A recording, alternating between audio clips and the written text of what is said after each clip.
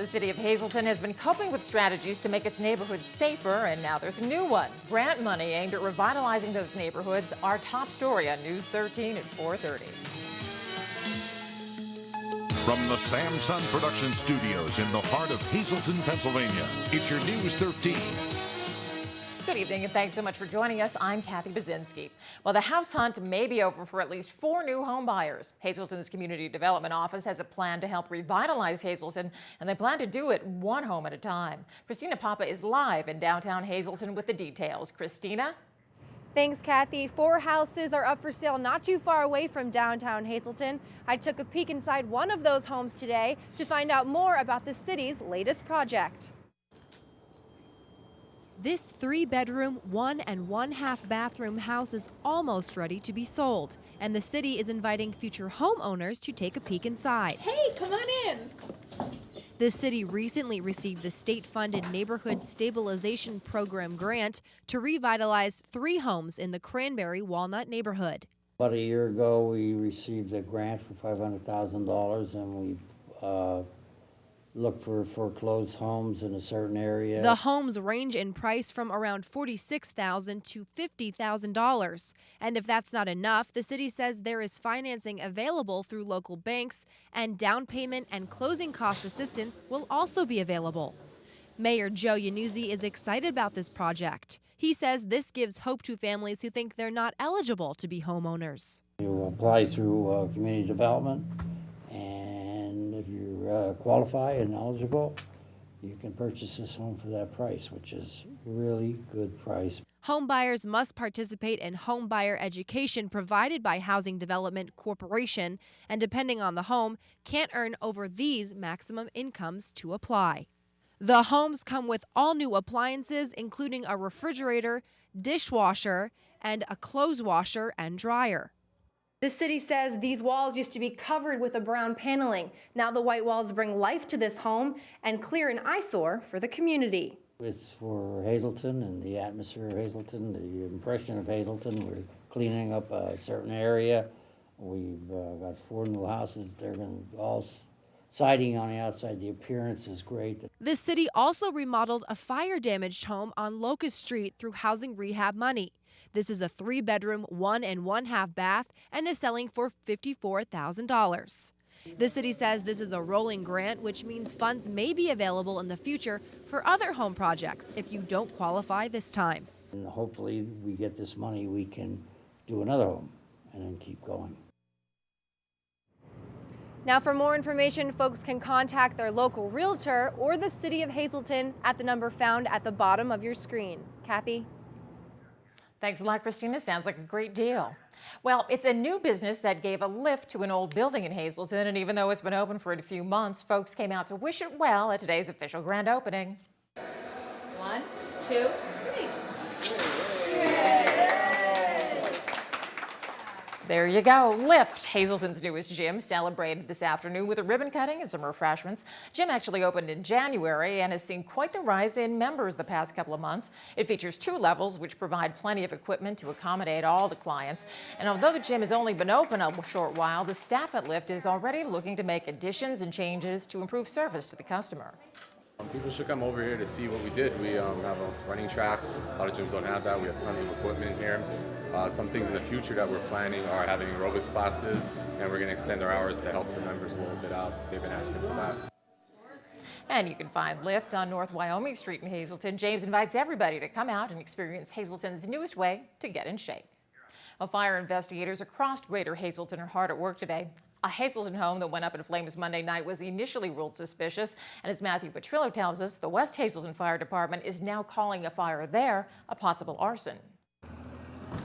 Flames torched this vacant 3-story apartment building Monday night.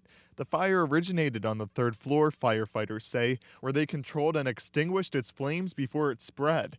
The fire didn't cause too much damage to the home, although the fire department first ruled it as suspicious. Now, West Hazleton Fire Chief Dennis Genk says it could be something more.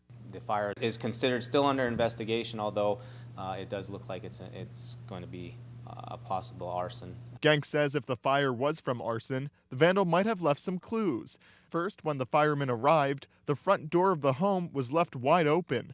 And that's not all. We did have people see folks arguing earlier in the day outside the building, whether it's related to the fire or not, we don't know. Now it's been about a day since the home behind me went up in flames, and you can still smell a strong stench of burnt wood in the air. Fortunately, police say no one was in the building at the time. Well, there are no utilities to that building. They've been shut off for some time. It's a vacant building for quite a while. No one's been living there.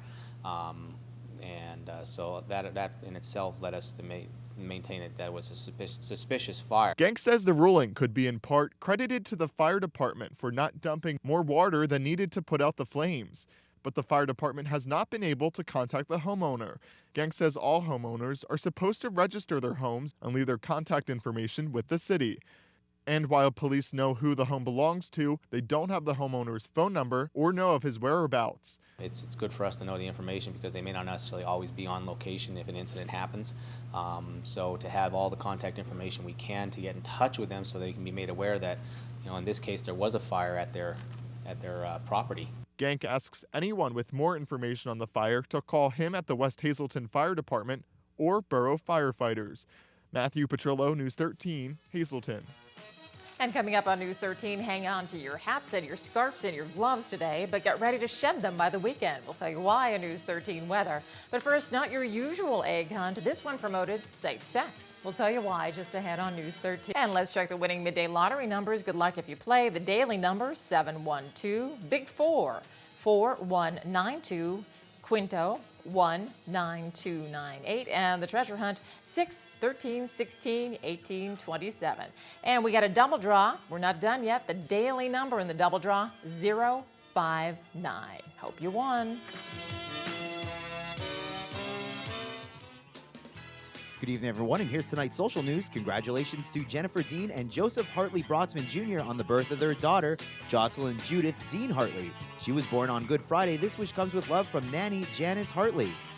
Tonight's Talk of the Town report, Community Services for Sight invites you to a Vera Bradley luncheon on Sunday, April 14th at Capriotti's from 1 to 3 p.m. Tickets are just $23 in advance and $26 at the door, and a ticket includes lunch and a chance to win new and retired Vera Bradley bags. Call 570-455-0421 for more information. And finally, the City of Hazelton is announcing the beginning of the street sweeping schedule. Thursday, Diamond Avenue from Thompson to Church, and Friday, Diamond Avenue from Church to Broad. Signs will be posted and residents are urged to sweep debris to the road. That's tonight's Talk of the Town. News 13 would like to send sincere condolences to the family and friends of these recently departed. Claire N. Michaels Sr. of Hazelton. Memorial is Friday at 11 a.m. from the Hazel Chapel of the Cropton Hughes Funeral Home. Friends may call Friday from 10 to 11 a.m. John L. Lashock of West Hazelton. Family and friends are invited to attend a visitation on Friday from 6 to 8 p.m. at the Hillary J. Bonin Funeral Home. Helen Samsel of Hazelton. Mass is Friday at 9:30 a.m. in the St. Cyril Methodius Parish at the Church of St. Joseph. There will be no public viewing. Arrangements are under the direction of the Frank J. Bonin Funeral Home. Mary Ann E. Giannetti, formerly of Hazelton. Funeral is Saturday at 9:30 a.m. from the Butler Chapel of the Cropton Hughes Funeral Home. Friends may call Friday from 7 to 9 p.m. Adrian Cancer of Hazelton. Mass is Thursday at 11 a.m. in the Most Precious Blood Church. The Furo Funeral Home is handling the arrangements. Jean C. Hollowatty, Frackville. The Nice Heart Funeral Home is in charge of arrangements. And John Madej of Hudsondale. Funeral is Thursday at 10 a.m. from the Frank J. Bonin Funeral Home. Friends may call Thursday from 9 to 10 a.m. Tonight's obituaries have been brought to you by the Smilax Floral Shop located on 15th Street in Hazelton. For delivery to all local funeral homes, call 570-454-0111. And by Mia's. Once again, the Hazelton area's #1 rated restaurant. Call 570-501-3410 for information on luncheon packages. So, are you feeling sneezy? Got some itchy, watery eyes? Well, welcome to the start of spring in northeastern Pennsylvania. Christina Papa took a trip to a local pharmacy today to find out how to deal with seasonal allergies. Let the sneezing begin. It's a pain. You're always blowing your nose and using lots of Kleenex, and you just take a medication for it. Marianne Peters is sick of her sniffles, and so are a lot of other folks who have seasonal allergies. Thanks to the changing seasons here in northeastern Pennsylvania, at least 1 out of 5 people deal with some type of allergy throughout the year.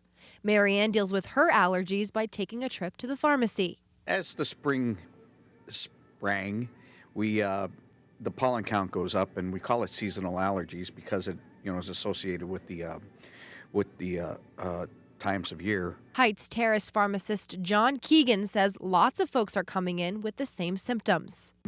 Runny nose, itchy, watery eyes type of thing, sometimes a cough. But if your allergy symptoms aren't too bad, you may not have to go to the doctor. You can stop by your local drugstore to pick something up from over the counter. We'll recommend an antihistamine. The newer antihistamines like Claritin, Zyrtec, Allegra. If they don't work, then we try to resort to the older ones like Benadryl, chlortrimeton. The sneezing and coughing is a pain for Marianne, but others who don't have allergies find the sneezing a pain too.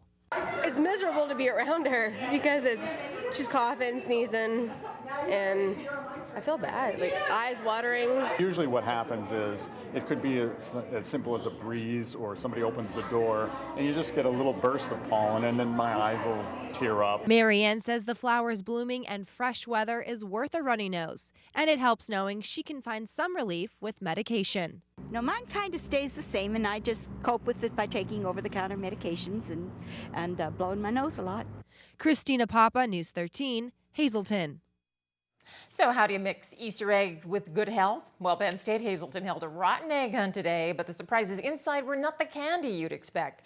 Every year after Easter, organizations at Penn State fill plastic eggs with cash, candy, and condoms. There's also a note inside with information about sexually transmitted diseases and how to avoid them. One student says it's a great and interactive way to learn about the health risks attached to sex. My favorite part about it is it brings everyone together. Like, it's sort of like a fun start to spring. Everyone's out and socializing, so that's a great way to start it off. And the students there just returned from spring break, and they say if they do decide to be intimate, they'll always plan to do it safely. And time now for our regional weather from the National Weather Service. Checking out the radar, skies wide open in our region, but what you don't see are very windy and dry conditions. National Weather Service actually issuing a brush fire alert for today. Creative condition might be a little bit too chilly for this today. Bits by Sarah Morin, a third grader at West Hazleton Elementary Middle School. And she says it's a sunny day and she's at the playground going on the sliding board. But by tomorrow, just might be able to do that comfortably. Now let's take a look at News 13 weather from the National Weather Service for Greater Hazleton. Tonight, mostly clear, wind subsiding a bit, low though chilly down to 19. For Thursday, sunny with a high near 50, however, increasing clouds at night, low down to 33. For Friday, partly sunny with a high 47, nighttime low around 27. And for Saturday, sunny with a high near 47, low of 33. And Sunday, mostly cloudy with a chance of showers, but a high getting all the way up to 54. On to Schuylkill County, tonight mostly clear, low chilly there too, down to 22. And for Thursday, sunny and breezy with a high of 50 at night, increasing clouds, low down to 36. For Friday, cloudy with a chance of light rain with a high near 48. The overnight low will be around 32. And for Saturday, mostly sunny with a high of 51. Overnight low around 34. And for Sunday, partly sunny with a high almost getting to 60, 57 big degrees. And still ahead on News 13, the cold weather keeping plenty of area sports teams inside this week. But Hazleton's track team braved the elements. Fred Barletta has News 13 sports coming right up.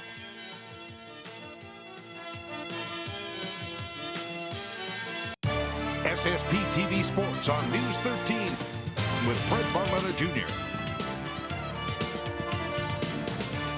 Well, we hope anybody that is not watching this and is out watching some of the high school events bundled up. And I mean, we're talking about that stuff that you wear normally in January. Got to have it with you today because it is downright nasty. But hey, you got to start playing the games. Here we are. We're already a couple of days into the month of April. So here's what we've got. They are attempting to get the baseball game in down at 22nd Street. It's the Coughlin Crusaders, Hazleton area Cougars. This is the Wyoming Valley Conference opener. They were supposed to play yesterday, and they moved it back to today. Meanwhile, MMI, they travel to Myers. It should be slightly better in the Wyoming Valley. In the Schuylkill League, you got Monterey area and Schuylkill Haven. Softball, the Lady Cougars finally get to play a game. They're going to be at Patriots Park in Allentown. They're taking on the Vikets of Allentown Central Catholic. That one's scheduled to start in just a little bit at 6 o'clock. MMI, meanwhile, is in Pottsville. They'll take on Nativity. Tennis, well, you better make sure that you're thought out here a little bit. You got MMI at Wyoming Valley West, and you got Hazleton area at Crestwood. track. How about this one? They better not have the thin-clad stuff on. Hazelton up at Tunkhannock, North Schuylkill at Blue Mountain, and I can tell you, it is going to be very cold. Speaking of track and field, today, Hazelton area on the track for the very first time. Lou Gunderman has been around a long time as track coach, going back to the days at West Hazelton. Our Mike Madry was down. He visited with the Cougars, and he checks in with what to expect for the track team for the boys at Hazelton Area High School. Hazelton boys track coach Lou Gunderman is taking an unusual but appropriate approach to this season. Our first meet up in Tunkhannock, and I told the kids, that I'm taking some of you because I don't know what you can do. I'm just going to find out what you can do, and some of you are sitting home because I don't know what you can do yet, and this is how I'm going to find out. I can't take them all. The Cougars have been grounded inside for most of the season, and although they may not truly know what they have, they do realize the talent is there. We had a sophomore class 2 years ago that was big, and I told them, I said, you guys are the future here, and here they are seniors now, and they're looking good. They're looking good right now. You know, there's some real good sprinters there. A couple throwers at this point, some real good jumpers. So, you know, we got some weak areas, but we're strong in a lot of areas. With the talent being there, their coach wants to see kids do well and kids compete, and he wants his team's success to translate to members being selected to the Shippensburg Invitational. You know, you want someone to qualify for Shippensburg, and I think we have 5 or 6 quality athletes that have the ability to qualify for the Shippensburg. We may not be able to go there as a team, but we certainly should be able to go there with 4 or 5 athletes. The Cougars are relying on their senior class to get them to districts and beyond. All they're waiting for is the spring, and then the fun begins. In Hazelton, I'm Mike Madry, reporting for News 13. All right, so we'll see. We'll have a report on what they do today. Leading off, we'll be previewing the girls later on this week as far as what to expect there. Now, one of the guys you saw in that video is Will Hierro. He's a basketball player, starter, contributor. He's a teammate of Sal Biazzi. And you can see right there today, the Pennsylvania sports writers announced their basketball all-state team. And although no one locally made first team or second team, Sal Biazzi got the honors, third team. Very impressive for the junior, considering this is a team that did not get into the state tournament. Those guys always have a leg up, and our congratulations goes out to Sal. Don't know if he knows about this yet. He's playing baseball for the Cougars this afternoon. Anyhow, speaking of baseball, yesterday, MMI got their game in with Columbia Montour Votech and Casey McCoy and Company. Very happy that happened. MMI thumps Columbia Montour 10-2. You see McCoy was 3 for 3 in the ballgame. North Schuylkill, 12-1 winners over Jim Thorpe. Let's go to softball. Marion sneaks by Monterey area 4-3, and North Schuylkill. That score right, 24-1. Wow, that is domination, I would think. Anyhow, boys track and field, close one. Thorpe outlasts Tamaqua by 10, and in girls, Jim Thorpe gets by the Blue Raiders 93-57. Major League Baseball today, Yankees, Red Sox. It'll be frosty in the Bronx. It will not be frosty down at Tropicana Field. The Orioles in Tampa Bay, Joe Maddon's club loses the opener. They'll try to get it back today. Make that the Cubs at Pittsburgh, Phils in Atlanta, San Diego, and the Mets. In the NBA, Sixers are at Charlotte. Knicks travel to Atlanta. And in hockey, Rangers hosting the Penguins, and the Flyers are entertaining the Habs of Montreal. Middle of the week, and you know what that means at Bottlenecks. It's steak and ale night. You can choose from a variety of their specialty hand-cut steaks, and it's served with unlimited salad and fries for just $9.95. You can't go wrong. Great beer specials all night long as well. Don't forget, kitchen open midnight 7 days a week, and they got those 14 flat-screen TVs. A lot of good fun up at Bottlenecks.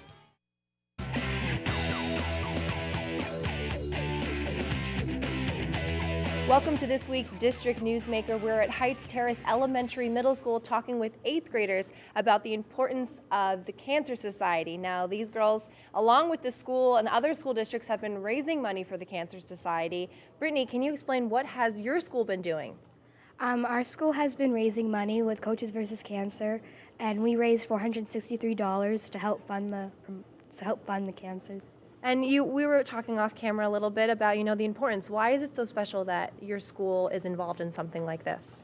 Because I think it can really help someone who's been struggling with cancer and help their families. Perfect. Thank you so much. And Alexis, you said, the American Cancer Society raises a lot of money. Can you explain, what do you know about the Cancer Society? Well, basically a lot of people in our school have been afflicted with cancer or family members that have cancer. So we just want to do fundraisers for them to help them out. Perfect. And did you have something coming up now? Is that right? Emily's going to talk a little bit about that, wearing her pink today. Yes, on April 29th, we'll be having Donna Delahanty come in and give pink hair extensions, which is a donation of $10, and all the proceeds will go to American Cancer Society. And why is it so special, the pink, but also why with the hair? What's so special? Because with like a lot of cancer, some people like lose their hair, and then it's in like showing that you could see it, and it's not like a bracelet or something. It's there for a while, so. And so it's going to be not just 8th graders, it'll be the whole school. It's from kindergarten to 8th grade. Kindergarten through 8th grade. And we said numbers before. Brittany was talking to me. I don't know if we had explained that yet, but how much money are you hoping to raise with all of these things? A certain amount, or how much has your school raised? We have raised $463, and we just want to get as much as we possibly can. All right. Thanks so much, girls. That's this week's District Newsmaker. We'll see you next week.